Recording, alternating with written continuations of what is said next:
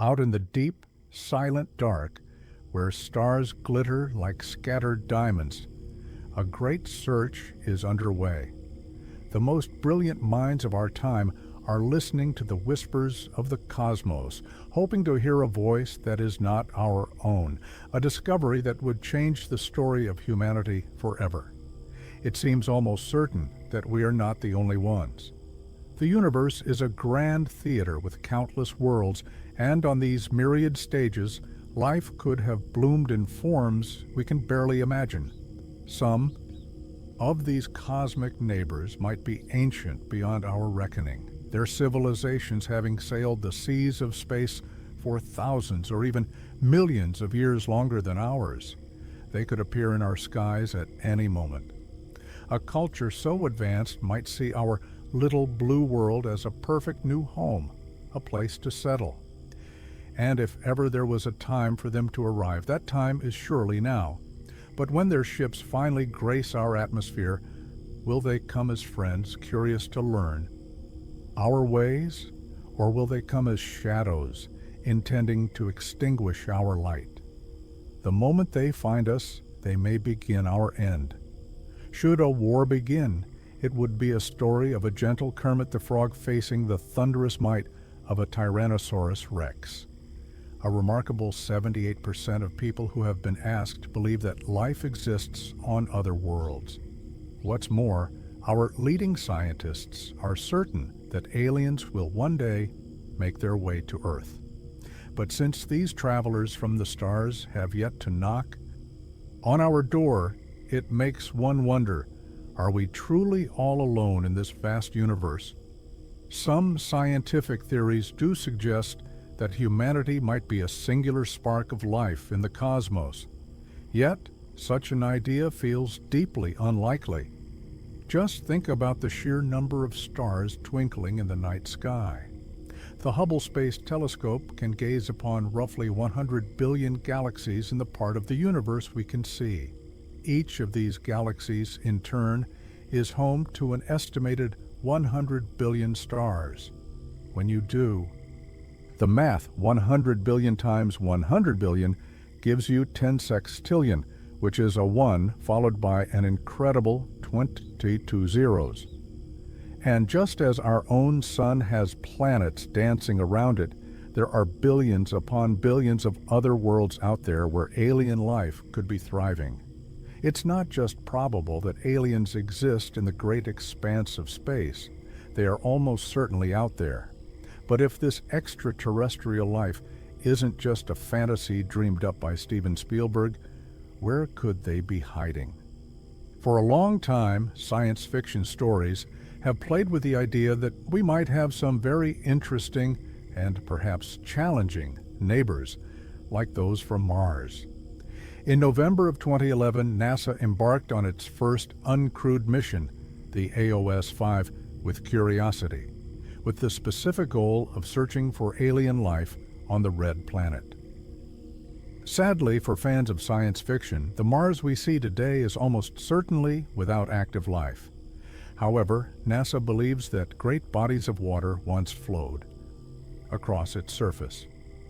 For astrobiologist Chris McKay, studying the dried-up oceans of Mars could reveal clues that carbon-based life once swam in its ancient waters, just as it does on Earth. Every day, McKay helps guide the Curiosity rover as it explores Gale Crater, an ancient lakebed resting 50 million miles away on Mars. Environments rich in salt, much like those here on Earth, provide a wonderful model for what life on Mars could have been like. By studying the kinds of organisms that live in these salty places, scientists can get a better picture of what Martian life might have resembled as the planet grew colder and drier.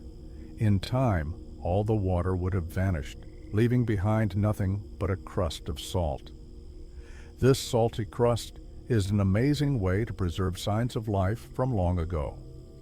McKay dreams of one day walking on the Martian surface, drilling down and pulling up a sample, hoping to find the preserved organic traces of life that thrived when it was a saltwater pond While finding ancient, deceased pond scum might not be the mind-blowing first contact we imagine, for scientists, discovering any organic material on Mars would be the single greatest discovery in all of human history. This is because the very chemical signature of that life could prove that life can begin anywhere. Life on Earth uses only left-handed amino acids.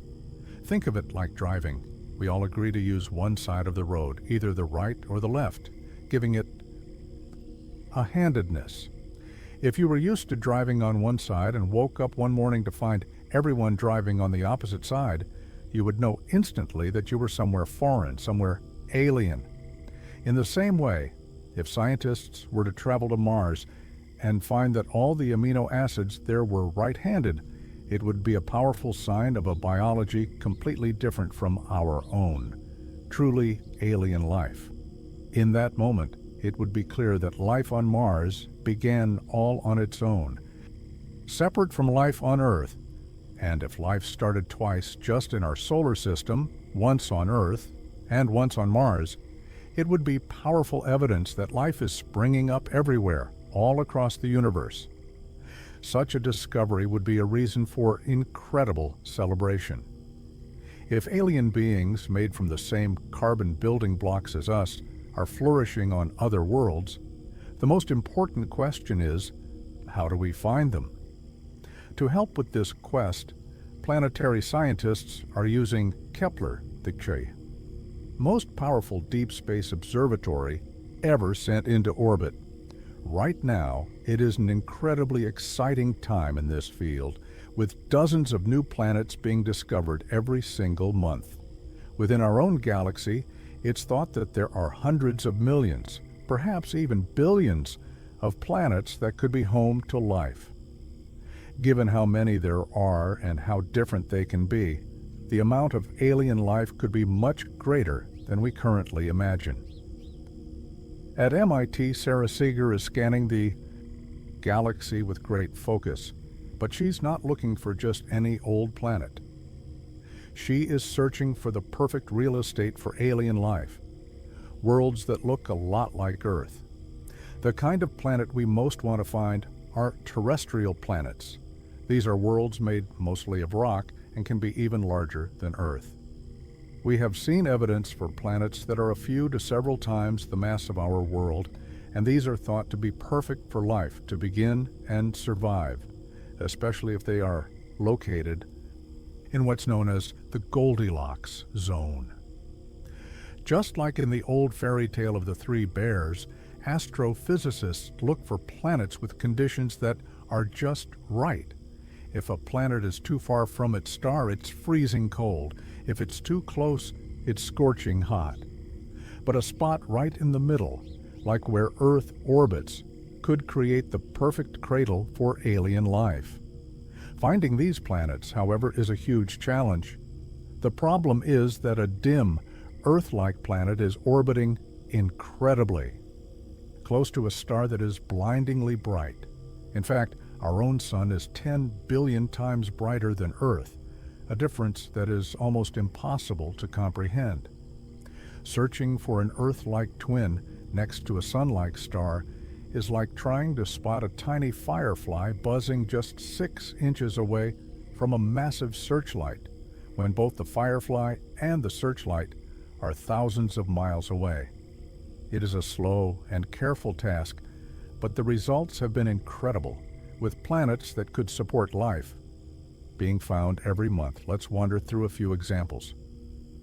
About 20 light years from Earth, there is a world where one side is always burning hot and the other is frozen solid.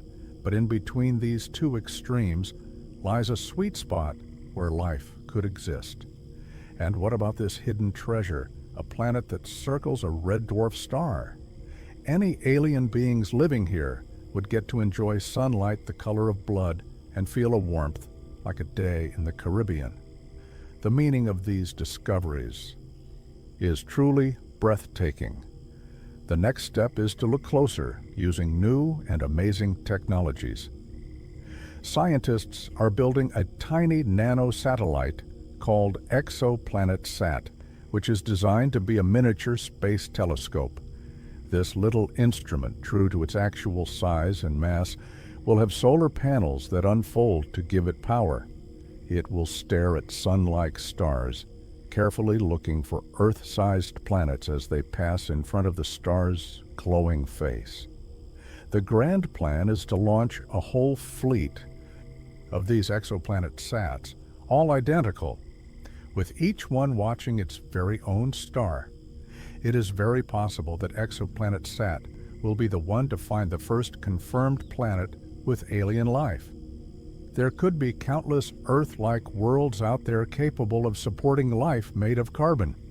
But what if real alien life is nothing like anything we know on Earth? For a long time, we have held on to an old-fashioned 18th century idea that something is either alive or it's dead, with no gray area in between. But since we discovered viruses and a whole world of biochemistry full of in-between things, we now know that this strict line between life and non-life is an idea we should have let go of a century ago. It seems there can be different degrees of being alive, just as there might be different degrees of intelligence. It seems that life can take on almost any shape or form. Does that mean that aliens could really be like the classic space monsters from old B-movies? Could the blob actually exist? Some scientists believe it is a real possibility. In his laboratory, a chemist named Lee Cronin is busy trying to create new inorganic blobs that have the potential to be, in a very real sense, alive. To understand how the blob could come to be, Cronin is first looking at how life began on our own planet. About 4 billion years ago, Earth was a lifeless world, but just a few billion years later, it was filled with all sorts of living things. In the primordial chemical soup of ancient Earth, different elements reacted and danced together, eventually leading to the creation of carbon-based life. But what if those first chemical ingredients had been different? Cronin wonders if life simply used whatever chemistry was available to get started. This makes him ask whether it might be possible to start life all over again, but this time with a completely different set of chemical ingredients. Could alien life then be based on elements like metal or something that is not carbon at all? To test this idea, Cronin is throwing caution to the wind and trying to create his very own pet alien blob. He is recreating the chemical race that first sparked life on Earth, but he's using non-organic materials like silicon and even metals. By mixing different chemicals together, a reaction begins, swinging back and forth and causing a visible change in color. The goal is to create a competition because at its heart, life is all about competition, and evolution uses this competition to make organisms better. The strongest, of course, survive. In his chemical reaction, there is a type of chemistry that can switch teams, creating many different properties where a contest can happen. For example, is red better than green, or is green better than red? In the end, one will win. There might even be a single fleeting moment at the very end of the experiment when something emerges that is truly, wonderfully alive. And there's no need to worry if it gets out into the world, because the very special organic materials he uses ensure that none of these creations could survive on Earth, meaning it will perish and not take over the planet. Thanks to the careful work of Lee Cronin, humanity is safe, for now, from a blob attack. But if alien life can truly be made of things so different from life on Earth, it means that such creatures could live in almost any environment, no matter how harsh. As astrobiologists look closer at exoplanets, they are now ready to share what these otherworldly beings might look like. And the truth is far stranger than anything Hollywood has ever dreamed up. Our ideas of aliens have mostly come from movies and conspiracy theories. showing them as everything from grotesque and terrifying monsters to big-headed geniuses, and of course the beautiful human-like ones. But if life really does exist on other worlds, what might aliens actually be like? For astrobiologist Lewis Dartnell, the real appearance of life on alien worlds is far more amazing than any story. There is an exotic zoo of planets out there, many of which look nothing like the ones in our own solar system. Space telescopes have found thousands of potential planets that could be homes for alien beings. Using all this information, Dartnell is carefully studying alien worlds to figure out what the locals might look like. The first stop on our journey is an ocean planet, with a surface temperature of 30 degrees Celsius. A very common type of planet in the galaxy is a water world, which is covered by an incredibly deep ocean, maybe hundreds of kilometers deep. Life in these watery realms might look surprisingly familiar, like the stingrays or torpedo-shaped fish we see on Earth. But how can we know what kind of water life is thriving on a world that is 5,000 trillion kilometers away? The answer is found in the rules of evolution, by comparing the conditions on Earth to the environment on the alien planet. Dartnell can make educated guesses about how life might have evolved there. The ways that alien fish might move and propel themselves would likely be very similar to those on Earth, simply because they are solving the same problems of survival with the tools they have. Kilometers below the ocean's surface, in the pitch-black darkness, alien fish would develop clever ways to hunt. You might find alien fish with panels of glowing lights along their sides, allowing them to flash signals to one another, coordinate their attacks, and all swim together to catch unsuspecting prey. Just like on Earth, hunters often become the hunted, and on a planet covered by deep oceans, it is likely that giant alien sea predators would evolve to be incredibly large and fearsome. But on giant habitable worlds, like one that is 42 light-years away, alien beings would evolve to be perfectly suited for the megaplanet's strong gravity, and to rule its vast skies. They would have to deal with stronger gravity, but they would also have a thicker, denser atmosphere, which would be pulled more tightly around the planet. This would make flying much easier on a super-Earth because it would be simpler to create lift. However, just like on Earth, not every part of an alien bird's body would have evolved just to be better at flying. So you might expect to see soaring animals zipping through the clouds that have features like flowing, decorative fronds trailing behind them. While these might make them less aerodynamic, they would be a beautiful way to show off how fit they are as a potential mate. Even more amazingly, Dartnell imagines that life could exist on ice worlds, places far colder than an Arctic winter. In such cold and harsh conditions, only the toughest microbial life would likely survive, the kind of bacteria we find living inside solid icebergs on Earth. These organisms might get their energy in a very strange way, not by soaking up sunlight. On Earth, we have seen bacteria that connect end to end to create biological wires. On an alien ice world, you might find vast networks of bacteria, all linked together to form huge biological circuits, pulling energy from a magnetic field. An even stranger alien home is the carbon planet, with its rivers and oceans of oil and a thick inner shell made completely of diamond. A truly glittering world. Life on a diamond. Planet like this, especially in its oily oceans, would have to be even more exotic and alien, because it would not be based on liquid water at all. Here, lonely aliens might hide in the oil lakes, creating bursts of energy to attract their prey. As Dartnell considers his final destination, he thinks that the most formidable aliens of all could live on a planet very much like our own, but where the story of evolution took a completely different turn. The best chance for life, especially complex animal life like us, would be on an Earth-like world, a true twin of our home. However, even if the story of evolution were to start over on such a planet, you wouldn't expect the exact same forms of life to appear because there is so much chance and randomness involved in the evolutionary journey.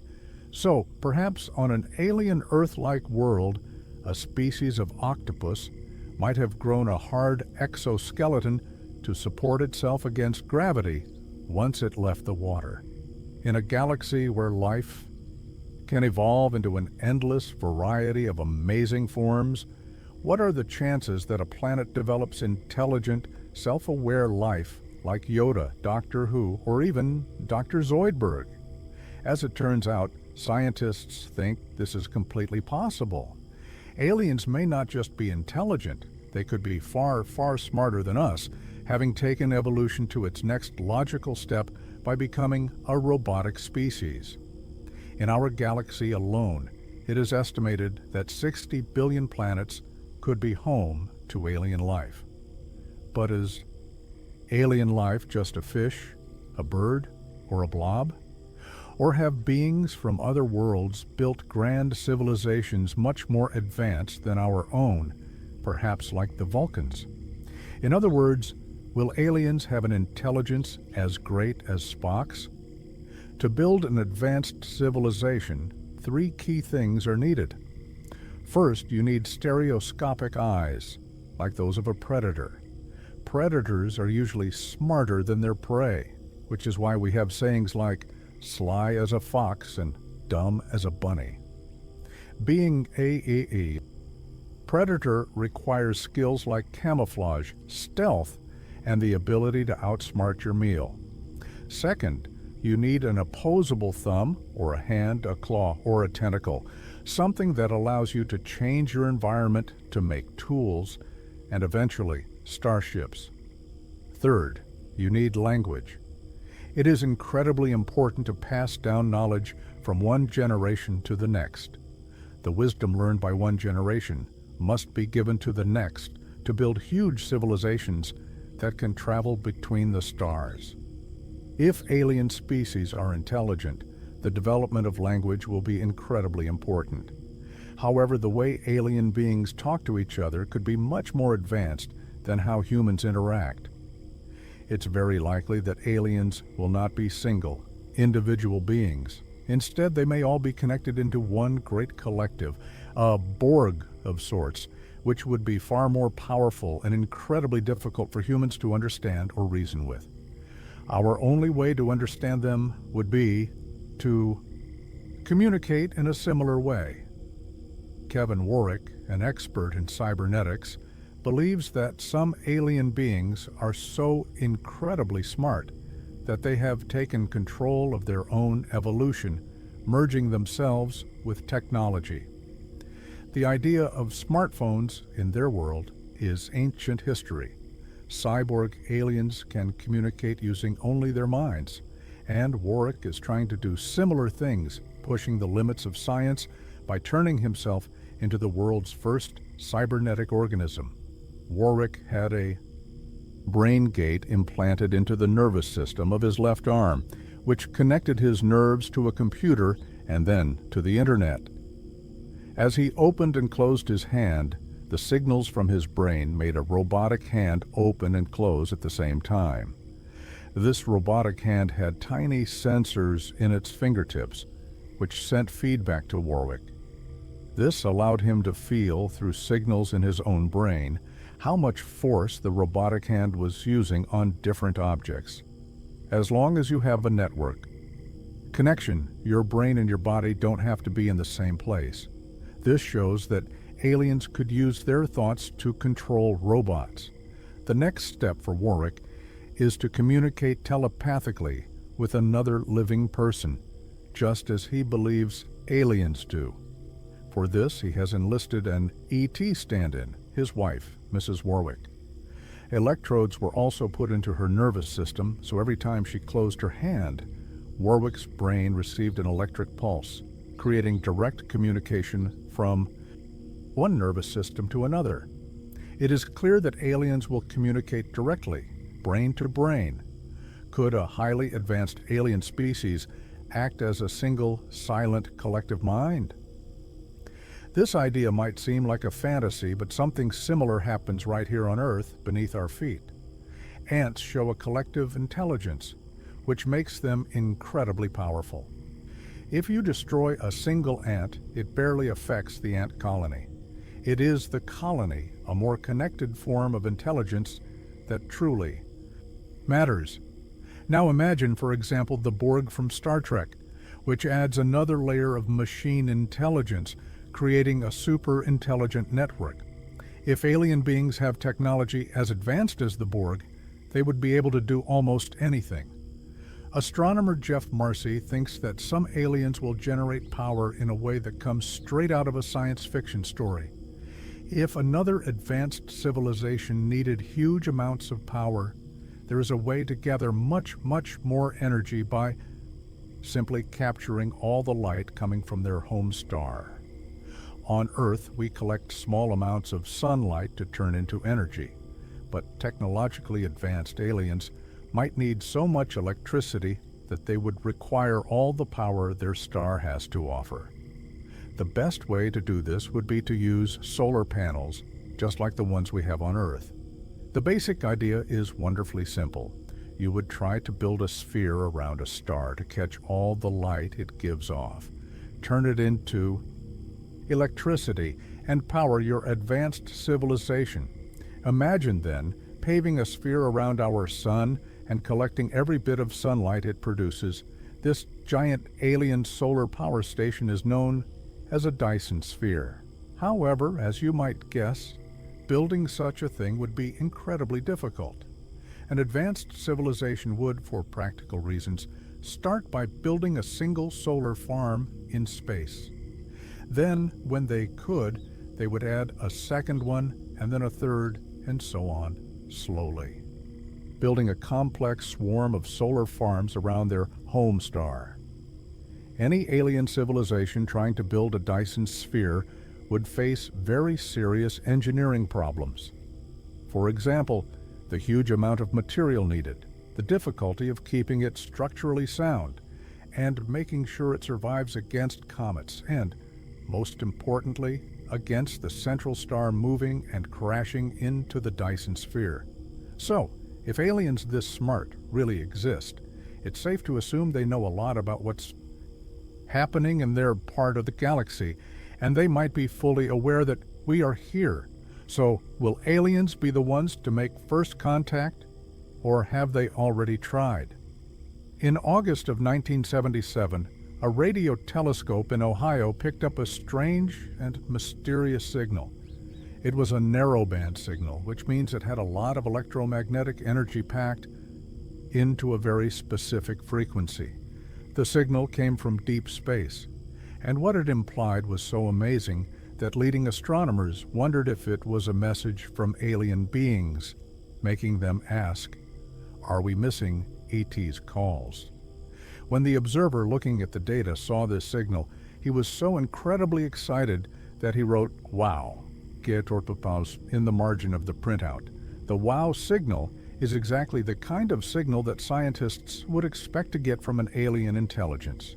The scientists who were monitoring the "Wow" signal were part of SETI, the search for extraterrestrial intelligence. At that moment, they thought it could really be a message from aliens. But after 72 seconds, the signal stopped, and it has never been heard from again. It seems the aliens, for some unknown reason, hung up the phone. Many astronomers have since looked at that same spot in the sky for countless hours, using many different wavelengths, but no signal has ever been found from that location again. Why it only happened once remains a complete mystery. Today, the WOW signal lives in the world of the X-Files, along with other strange phenomena like Area 51 and the Nazca lines. But if the signal really did come from outer space, SETI astronomer Andrew Siemian is determined to be ready if ET ever tries to call again. He says that he wouldn't be doing radio experiments if he didn't think there was a chance of finding a signal from another technological civilization. SETI is searching harder than ever, collecting more data from space than ever before. Several radio experiments are happening at the same time, at any given moment. Right now, you can see a display from the Arecibo radio telescope in Puerto Rico, showing that it is working. Whenever the telescope is being used, SETI's instrument is always running in the background, carefully listening for signals from alien intelligence. When a signal of interest is found, the very next step is to run more tests to make sure it's not some kind of interference from here on Earth. After that, they would ask for time on a large radio telescope to look at that exact spot in the sky again. If radio telescopes that are far apart, maybe on two different continents, both pick up the exact same radio signal when they are looking at that spot in the sky, then scientists can be pretty sure that it is really coming from a distant planet. If that happens, the world would be officially told. SETI is doing everything it can to increase the chances of receiving new radio messages from space. The problem, though, is the huge amount of data the telescopes create. To help analyze all this data, SETI astronomer Dan Wertheimer is asking for help from people all over the world. He encourages people everywhere to help in the search for radio signals from other civilizations. Anyone who wants to help with this search can download the SETI Home Screen Saver program. Each person who joins is given a small piece of the sky to watch. When you install the screensaver, your computer talks to a central computer located in a closet. This central computer manages the work of 8 million SETI home volunteers all around the globe. While this computer itself isn't very big, it acts as the brain for the world's largest supercomputer, powered by the combined effort of 8 million people all searching for alien life. Now, you too can be an alien hunter. With human volunteers doing the hard work of computation, this is SETI's biggest mission ever. This all sounds wonderful, unless it turns out to be a search in the dark.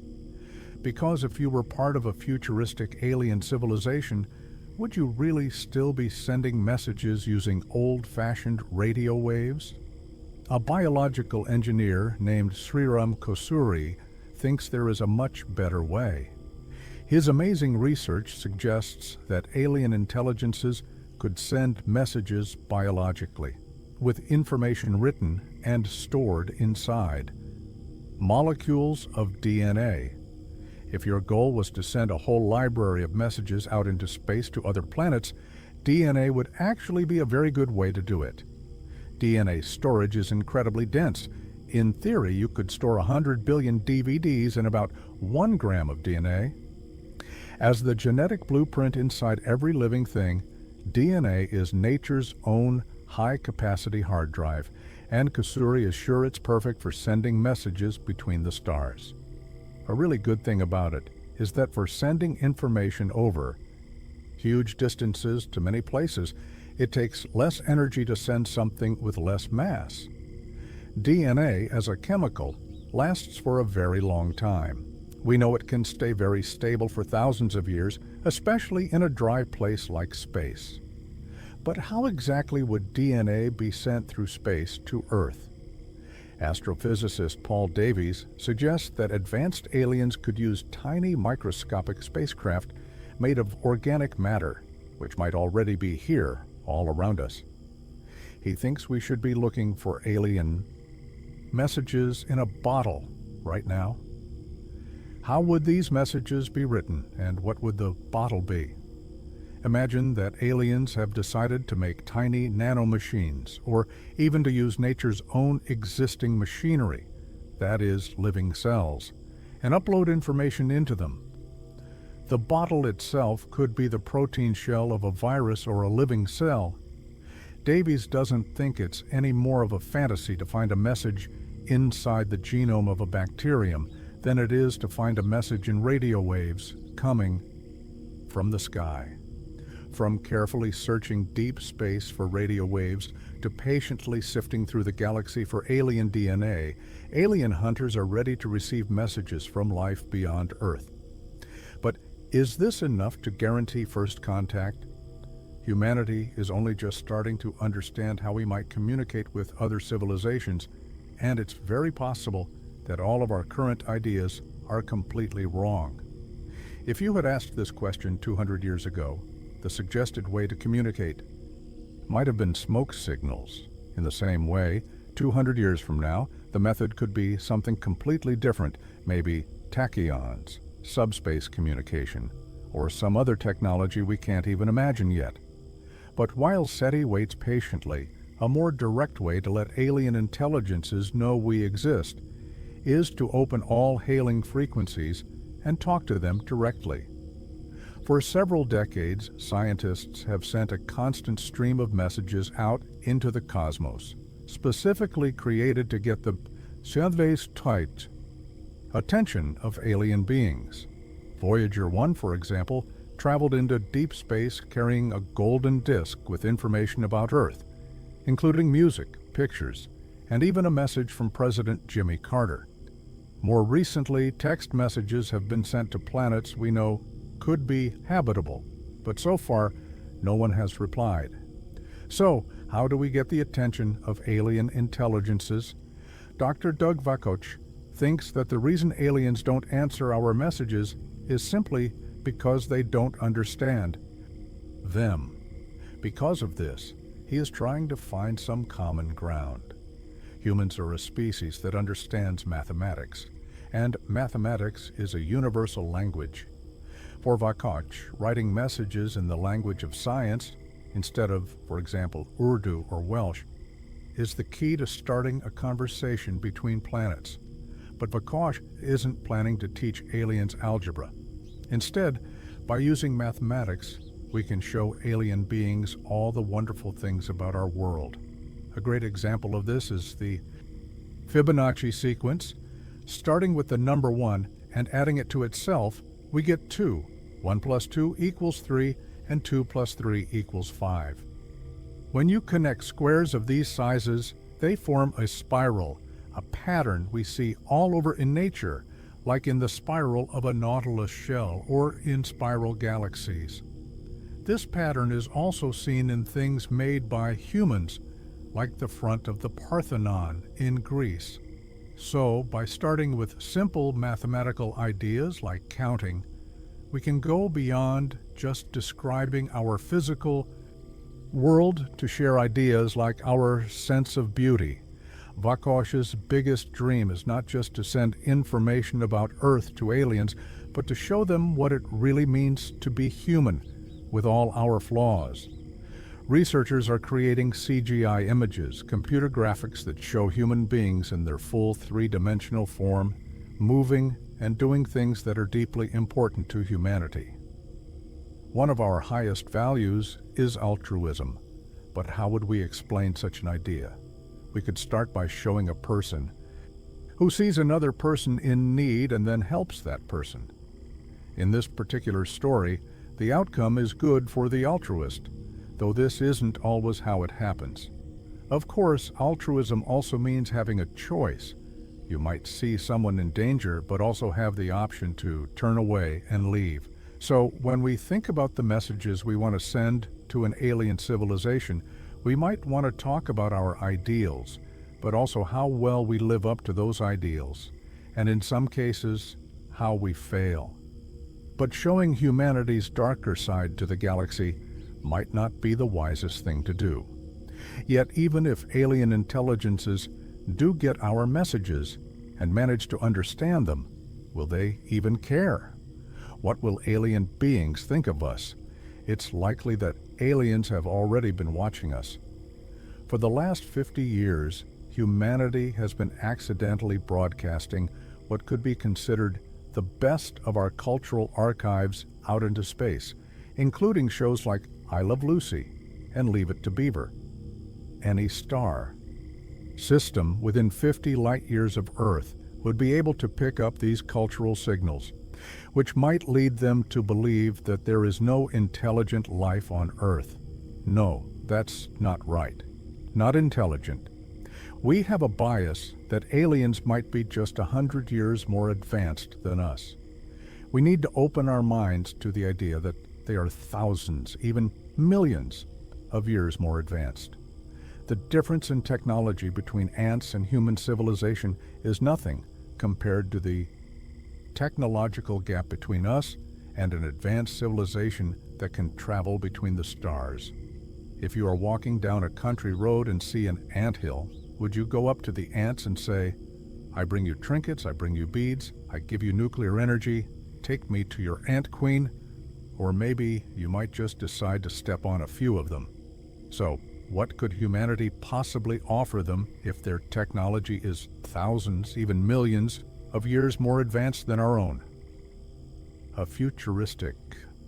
Alien civilization may have no interest in humanity at all, but it is very possible that they want something that Earth has to offer.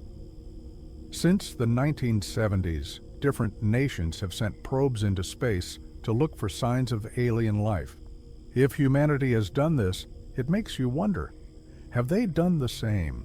Are aliens watching us? The first thought that comes to mind is probes. An alien probe could have incredible information processing abilities and immense intellectual power. It's not impossible to think that throughout Earth's history, some kind of alien technology has been in our solar system or even right here on our home planet. Paul Davies believes that an intelligent alien species could be studying Earth right now. We might be surrounded by them without even knowing they are here. While this might sound like a science fiction fantasy, aliens could really be watching us in real life. Cyberneticist Kevin Warwick thinks that the next step for aliens would be to launch a more advanced scouting mission using cybernetic avatars. It is very likely that robots, not the aliens themselves, would be the first to appear on Earth. The real aliens might be on a distant planet, maybe light years away, directly controlling the robots we see as if they were their own bodies. Their thoughts and feelings would guide these robots, and information would be sent back to them. Warwick suggests that we should be able to get some idea of what the alien life form is like from the robots that show up on Earth. Just as robots designed by humans have robotic hands, alien robots might have features that are similar to their original biological forms. So, if alien beings are currently spying on our planet and us, what might they want from us? Astronomer Jeff Marcy has a startling idea.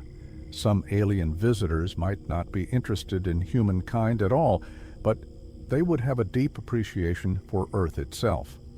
An advanced civilization would certainly see Earth as one of those very special planets, having that unique mix of liquid water and continents. They might very well decide to come here, maybe as a place for colonization to help their own species grow and spread. Does this mean that, with all its natural beauty and lovely beaches, aliens would see our charming little planet as the perfect vacation spot? Marcy thinks not. He believes that aliens would more likely come to Earth for serious business. We know that Earth has natural resources that we value a great deal. It is possible that other advanced civilizations might also treasure these same resources. We may be living on a planet more precious than we currently realize. In the movie Avatar, humans travel to an alien world to take its natural resources. Dr. John Zalasiewicz believes this is exactly what alien beings will do on Earth. When aliens arrive in this particular corner of the galaxy, they will come to Earth because here they will find a great wealth of minerals and metals that they wouldn't find anywhere else. On Earth, aliens would find a planet with a priceless geological makeup that has been forming for billions of years. So what makes Earth so special compared to for example, outer space? Outer space, when it comes to minerals, is rather boring, maybe having only a dozen different kinds floating around as mineral dust. When a star system forms, the number of minerals increases. As the star lights up, the dust melts, and then about 50 minerals might appear. After that, a planet the size of Earth starts to form, which could have around 500 minerals, similar to what we find on the Moon and Mars. Then, the Earth's internal engine starts up, beginning plate tectonics. Oceanic crust gets pushed down into the Earth's mantle, and this process distills even more minerals from the Earth. A key moment in Earth's history then comes, the beginning of life. Meeting life here may not be the main goal for super advanced aliens. The very fact that living things exist on Earth makes our world even richer in resources. It is when life masters a different trick, producing oxygen, that for every mineral, an oxide is formed, and because the world is wet and has free water, a hydroxide is also created. This process increases the number of minerals on Earth to about 4,000. Our planet is a true treasure chest for alien civilizations. By listening to our space communications and watching what humanity does, alien intelligences would know exactly where to find our resources and how to take them. Think about what humans have done. 200 years ago, a huge lump of copper ore, the size of a skyscraper, was found on Earth. It has since been completely transformed by humans into countless goods and objects. This pattern of using resources has been repeated by humanity all over the Earth, leading to the creation of new metals and minerals not found in nature. So if there is a time for aliens to come to Earth, it is surely now. If otherworldly beings send probes to Earth and are happy with what they find, it won't be long until intelligent aliens decide to visit our planet for themselves. Our galaxy is home to about 60 billion planets that could potentially have alien life. Astronomers are actively sending messages into space trying to make contact. But it is possible that these beings are already watching us, and it may only be a matter of time until aliens arrive on Earth. But are we really ready for first contact? Are you thinking about the Men in Black? While he may not look like Will Smith, Paul Davies is the head of the Post-Detection Task Group for SETI, the search for extraterrestrial intelligence. His job is to come up with a plan for what to do when aliens make contact. If some kind of contact with an alien civilization were to happen, it wouldn't be like the scenes from movies like Men in Black.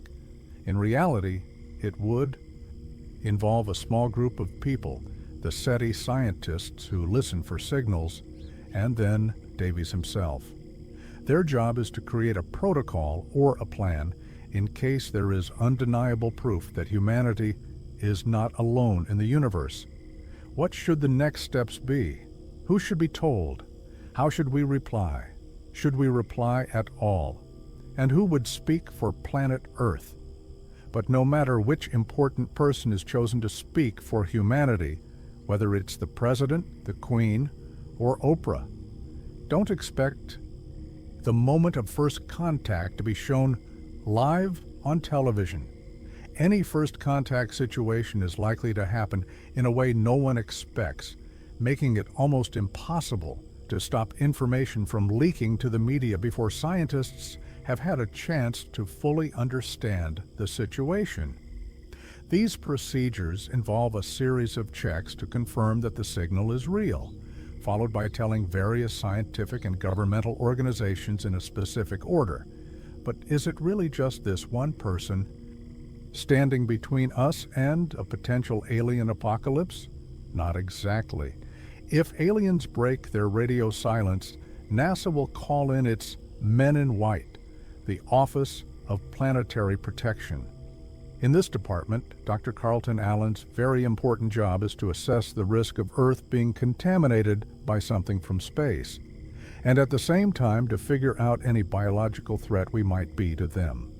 The idea from War of the Worlds, where Martians die from the common cold when they get to Earth, may sound strange, but in reality, we don't know what would happen if our ecosystems collided. This is exactly what the field of planetary protection is all about, keeping Earth safe from materials that come from space. The Planetary Protection Department has been working to keep Earth safe from alien microorganisms since the 1960s. When NASA missions came back from the moon, the returning astronauts had to go through quarantine. Today, Alan's main focus is on the risk of contamination from the red planet. Researchers are currently planning missions to bring back samples from Mars. The story of planetary protection is reaching a whole new level. There might be places on Mars where very extreme forms of Martian life could exist. As humanity explores Mars, it is very important that we don't contaminate any parts of the planet. At the same time, as we bring samples back, it is just as important to make sure that Earth is not contaminated with any kind of Martian organisms. An alien plague spread by interplanetary microbes could destroy humanity with a fierceness as great as any alien invader from science fiction. But as mineralogist Mike Zelensky knows, these microscopic aliens could hold the key to one of the deepest questions in astrobiology. More than half of people polled believe that otherworldly beings may have already visited our planet. But what do scientists think? Are aliens already here? Zelensky admits he doesn't know. But he does confirm that the basic building blocks of life arrive on Earth every single day, and they have been for 4.5 billion years. They arrive hidden inside meteorites, asteroids, and comets. Meteorites are fiery balls of interplanetary rock that have crashed into Earth since the beginning of time. Once a great mystery, new imaging technology now lets Zelensky look inside pieces of meteorites with amazing results. He describes a meteorite that fell in West Texas, which, incredibly, contains tiny salt crystals. The interesting thing about these crystals is that they hold minuscule drops of liquid water, the only samples of water ever found from beyond Earth. Zelensky knows that where there is water, life often follows. To get more evidence from an untouched space rock, NASA sent a robotic probe named Stardust to study a comet as it sped through our solar system at 22 kilometers per second. The Stardust mission successfully gathered dust grains from the cloud of dust and gas around Comet Wild 2, a comet that comes near Earth every few years. As the comet flew past the spacecraft put out a small, tennis racket-shaped dust collector. Thousands of dust grains then hit this collector. Scientists are only just beginning to study these samples carefully, and remarkably, they have found amino acids, the fundamental components of life found in all living things, inside the comet dust. Zelensky offers an amazing theory that amino acids crashing into planets could have planted the seeds of life both on Earth and all across the galaxy. This idea suggests that once life begins in one place, it then spreads throughout the universe. We know that the basic building blocks of life are found in comets and asteroids in our solar system, and we see evidence of these same objects orbiting other star systems. So it is very likely that life is everywhere in space. If microscopic life exists, it could catch a ride to our planet on the back of a meteorite, like a cosmic convertible. But how would a fully evolved alien species travel here? For intelligent alien beings to visit Earth, they would need to solve a galactic-sized problem, a journey that could take 73,000 years. Scientists who search for alien life believe that intelligent aliens could visit Earth at any moment, while 1 in 10 people surveyed claim to have already seen a UFO. But since the nearest star system to ours is 40 trillion kilometers away, it makes you wonder, How will aliens get here?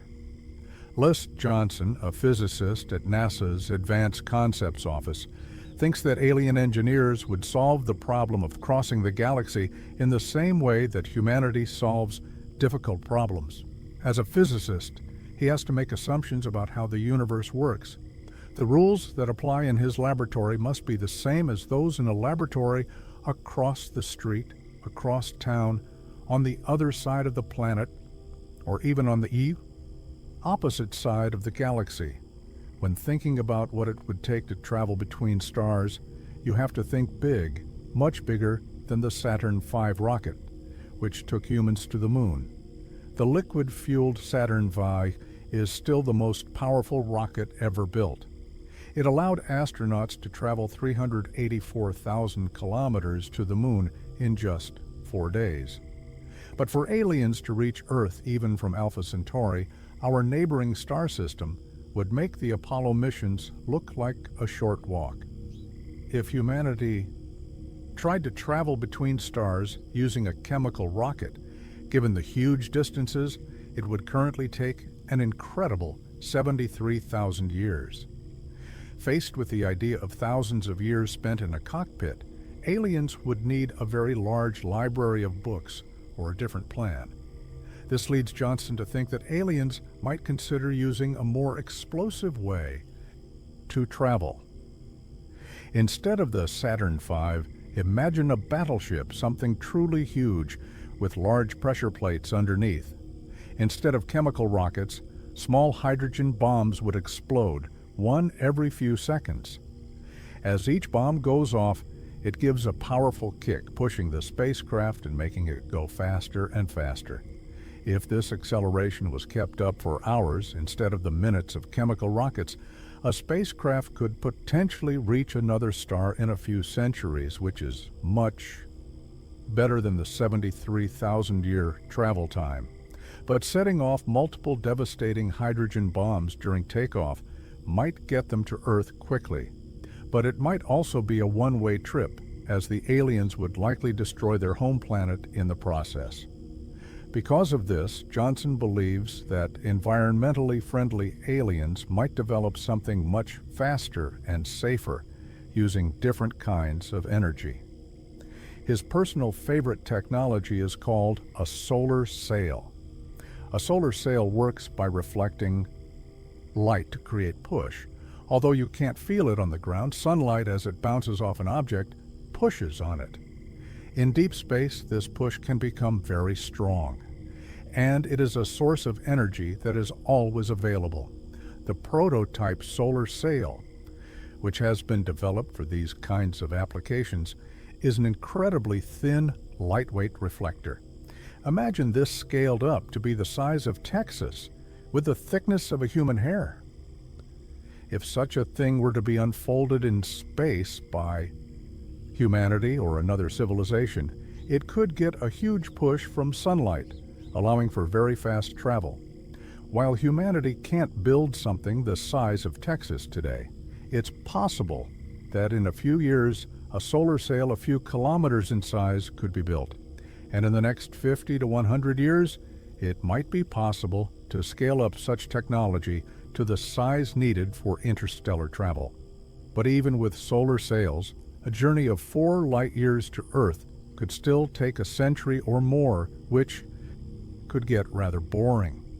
For a truly fast journey, taking just a few decades, aliens would need to use the incredible power of a mysterious substance called antimatter. Antimatter is truly the ultimate fuel for traveling between the stars. To be clear, it is not just an idea from science fiction. It is very real. Antimatter is made of subatomic particles that are the mirror image of the ordinary particles that make up all matter in the universe.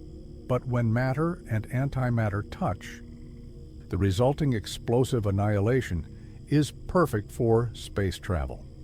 The reason it's such a great fuel is that when a particle of matter and a particle of antimatter meet, they destroy each other, releasing a huge amount of energy.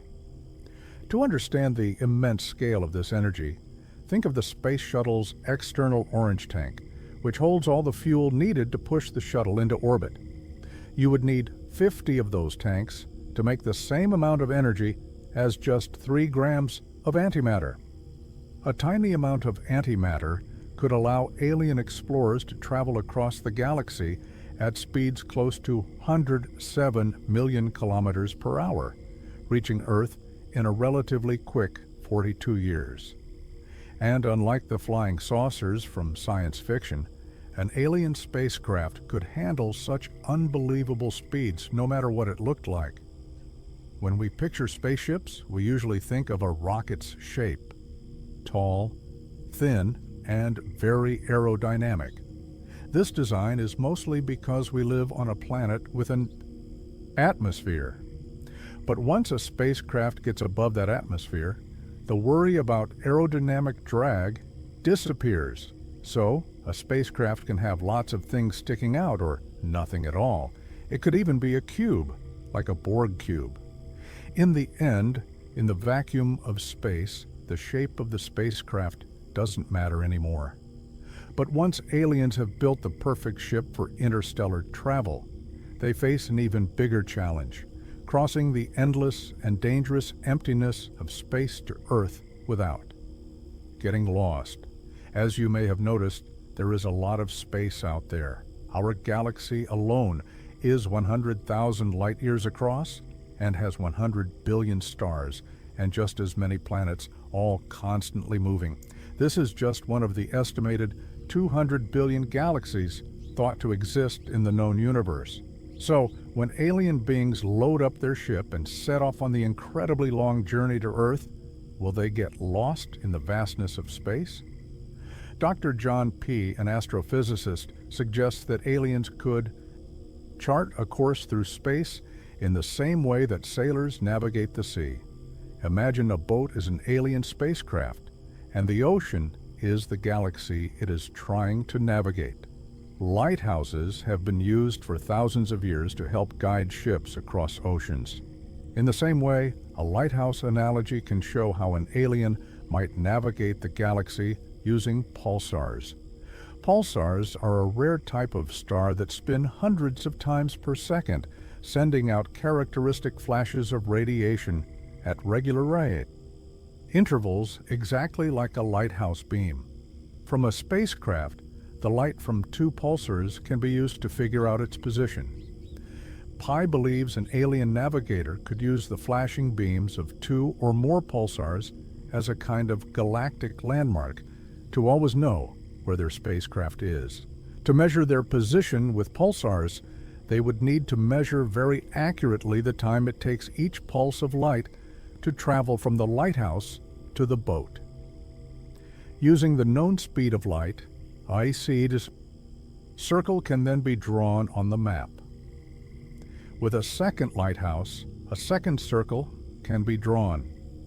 Where these 2 circles cross is the boat's exact location. An alien could use this same idea with pulsars to triangulate the spacecraft's position in space. An alien would need at least 3 pulsars to measure its position accurately, because space is 3-dimensional, while the sea is 2-dimensional, needing only 2 lighthouses to find a position. With pulsars triangulating their exact location, the alien ship can steer a perfect course for Earth.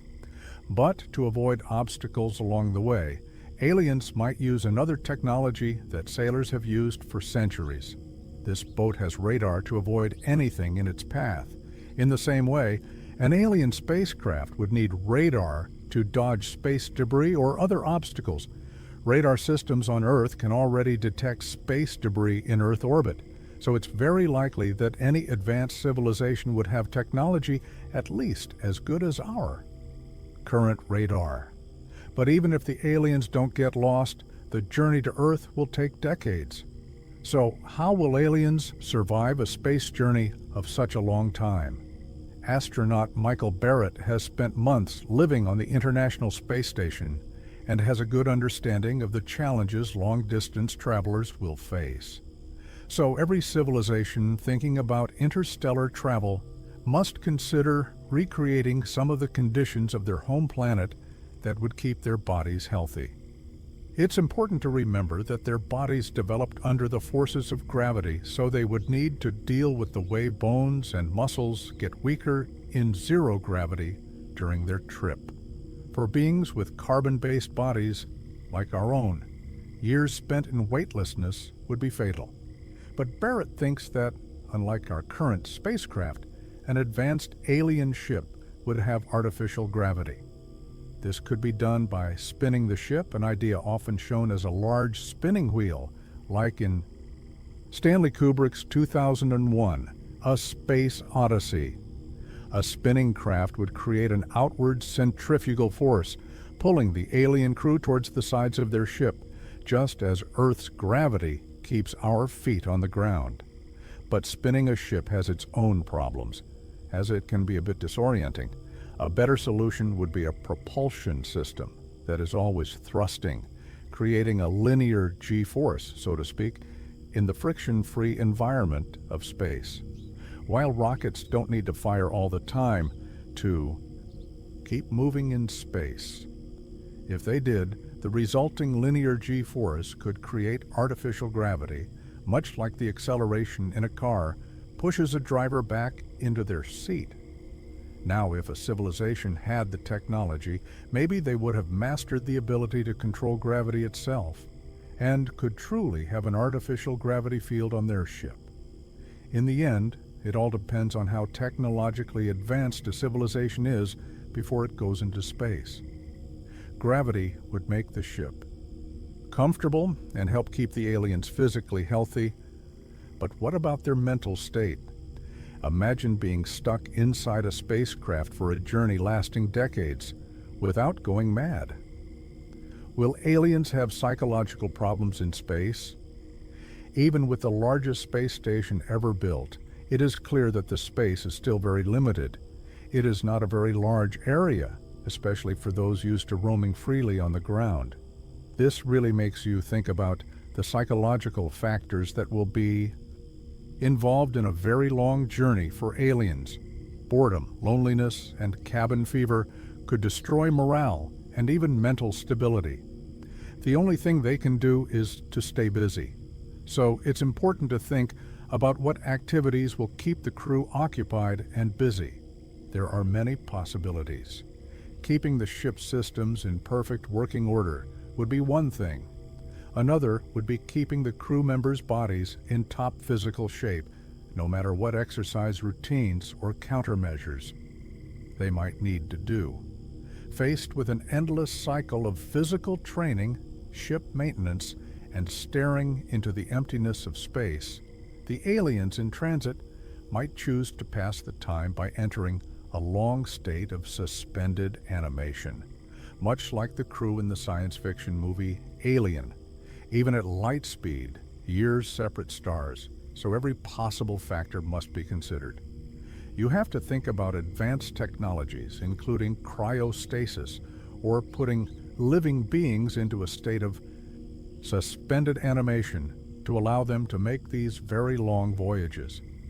But could an interstellar alien race be so advanced that what humanity thinks of as futuristic technology is, to them, just old space junk? And instead are aliens masters of space and time, traveling the cosmos in ways we think are impossible? In science fiction, alien spacecraft effortlessly zip across galaxies faster than the speed of an eye blink. But the laws of physics, sadly, spoil the fun by saying that nothing can go faster than the speed of light.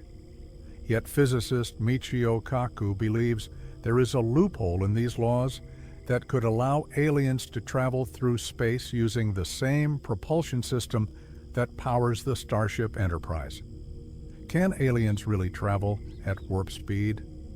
Warp drive, while currently science fiction, is based on a fundamental scientific truth found in Einstein's equations. These equations have solutions that allow for shortcuts through the fabric of space and time. You could, in theory, squeeze space in front of you, bringing a nearby star closer instead of having to travel all the way to it.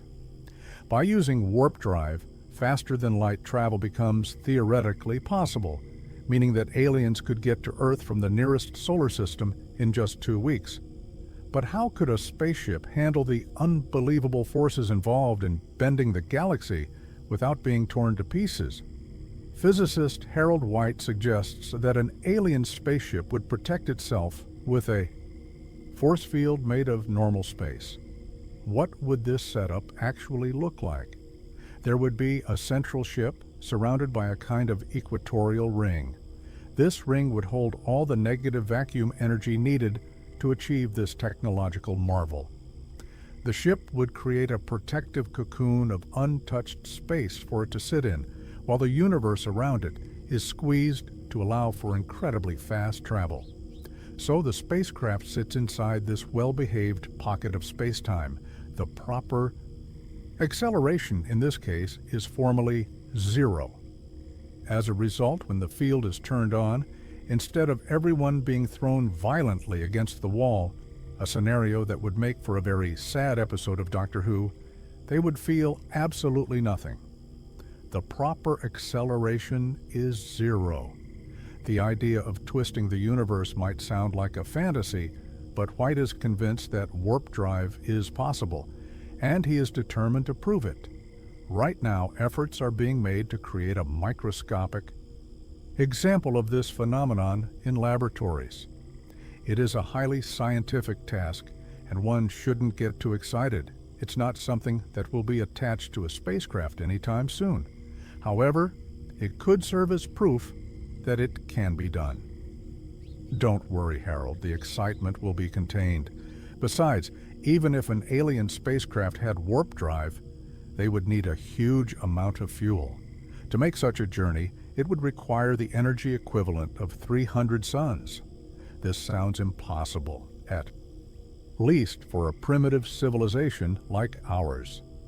When physicists talk about civilizations in outer space, they don't talk about little green men. Instead, they talk in terms of energy scales. Where does humanity stand on this energy scale? We are a Type 0 civilization. We don't even make it onto the scale. A Type 1 civilization is planetary. They use all forms of planetary energy, able to control weather, maybe even manipulate earthquakes and volcanoes, and build cities on the ocean. Eventually, they use up the power of a single planet and become a Type 2 or stellar civilization, consuming the energy of their parent star itself. They have the ability to deflect meteors and comets and stop ice ages. An example might be the Federation of Planets in Star Trek, which colonized several neighboring star systems. Finally, they use up the power of a single star and become galactic, traveling the galactic space lanes and building colonies on hundreds of billions of planets within the galaxy, much like the Empire in the Star Wars saga, traveling in Imperial-class star cruisers and bending space and time to their will. A galactic alien empire, eons more advanced than humanity, could reach Earth at any moment. But when the big moment comes and aliens step out of their spacecraft to stand face to face with humanity, just how alien will these aliens really be? Astrobiologist Lewis Dartnell thinks that alien beings likely to visit Earth would have a body plan similar to our own. If an alien were to arrive landing their spacecraft on the White House lawn and walking out, we would expect it to blink back at us with a pair of strangely familiar eyes. We would expect an intelligent species to have likely come from a predatory ancestor, to be a meat eater, and to have a through-flow gut with both an entrance and an exit, which is a very effective and efficient way to get nutrients from food. The intelligent alien would need its brain or processing center to be at the front of its body, where its sensory organs are also located. This setup would minimize reaction time and make sure that the sensory organs are positioned to see where it's going, rather than just what it has already passed. But what happens when these alien visitors turn their sensory organs towards us? This is the hardest question of all. one that scientific research alone cannot definitively answer. Will aliens be kind or hostile? At the SETI Institute, Doug Vakoch has a hopeful view of alien intentions. For him, when beings from other worlds arrive, it could be a moment of mutual understanding and cooperation. He argues that humanity is no threat to any civilization that can use warp drive and travel between stars. So it makes no logical sense to think another civilization would come with hostile intentions. It is much more reasonable to believe they would make contact to learn about our culture. Astronomer Jeff Marcy agrees, saying that it is common sense to assume that a more advanced alien civilization would also be more civilized. He hopes that they have found a way to interact cooperatively among themselves, which would allow them to look inward and figure out how to engage with humanity in a peaceful, cooperative, and maybe even mutually beneficial way. We might be able to share our libraries, our music, our poetry, and parts of our philosophies of life. Much like the United Federation of Planets in Star Trek, futuristic aliens could have evolved beyond conquest and greed. Once they meet humankind here on Earth, they might want us to join them. Vakoch says that if aliens think we are dangerous and don't want to let us run wild in the galaxy, and so are coming here to control us, he thinks that is unlikely. He wonders if they believe we have something to contribute to some kind of cosmic community. Any civilization that is naturally aggressive and expansionary would, most likely, have already spread throughout the cosmos, and we would either know they are there or they would have destroyed themselves. So if a galactic club exists, Vakoch believes its members would be fundamentally altruistic and humanity has nothing to fear. But even if these interstellar visitors are kind and arrive on Earth to exchange culture, can our primitive society really handle it? Even a few crumbs from their technological table could destabilize our civilization. Think about what would happen if humanity were suddenly given disintegration rays, telepathy machines, and the ability to replicate matter in any form, a replicator. Such immense technology could deeply destabilize modern civilization. We are simply not ready for it. Cyberneticist Kevin Warwick believes that such worries might be the least of humanity's problems. In his opinion, aliens will not just show their technology to mankind, they will use it to destroy us. As soon as they find us, they may well decide, let's go and destroy that planet and take some of its resources. If they have the technology to get to Earth now, their weapon systems will be far beyond anything humanity can handle. So it is very possible that we simply cannot defend against them. It might be best if, given how insignificant we are, we stay quiet rather than trying to argue or fight against them. If a conflict were to happen, it would be like Kermit the Frog versus a Tyrannosaurus Rex. There would be no contest at all. Instead of arriving in peace, alien beings may be here as ruthless space invaders, and their plans for us could be nothing less than an alien apocalypse. In movie stories, alien invasions usually end with humanity being enslaved, tortured, or simply wiped out. Our own human history has shown us the harsh consequences when a powerful culture arrives on the shores of a weaker one. So, will a ruthless alien force come to our world as space? Conquistadors? What will aliens do to us? Astrobiologist Charles Cockle has a theory about the potential alien plan, but a word of warning.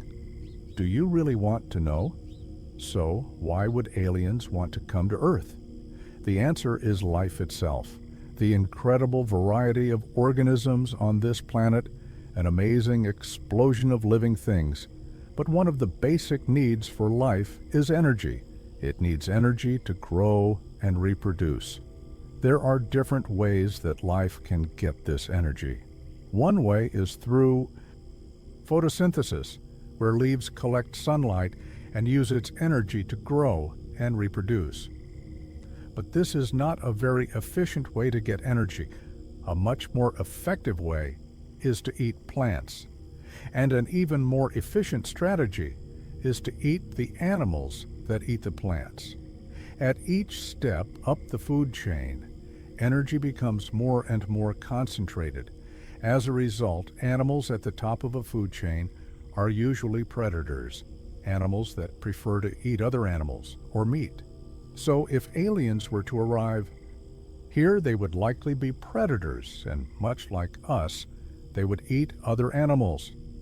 If this raiding alien invasion force sees life on Earth as one giant combo platter, then humanity would certainly be their daily special. So, if aliens decided they wanted to eat us, it would be very easy for them to harvest us. First, humanity is highly concentrated, with a huge number of people living in cities. Second, we are the most intelligent species on the planet. So, if they decided they wanted this planet as a place to live, we would definitely be their main target. Humanity's only hope is that the taste of human flesh would make aliens sick. Their biology might simply not be compatible with ours.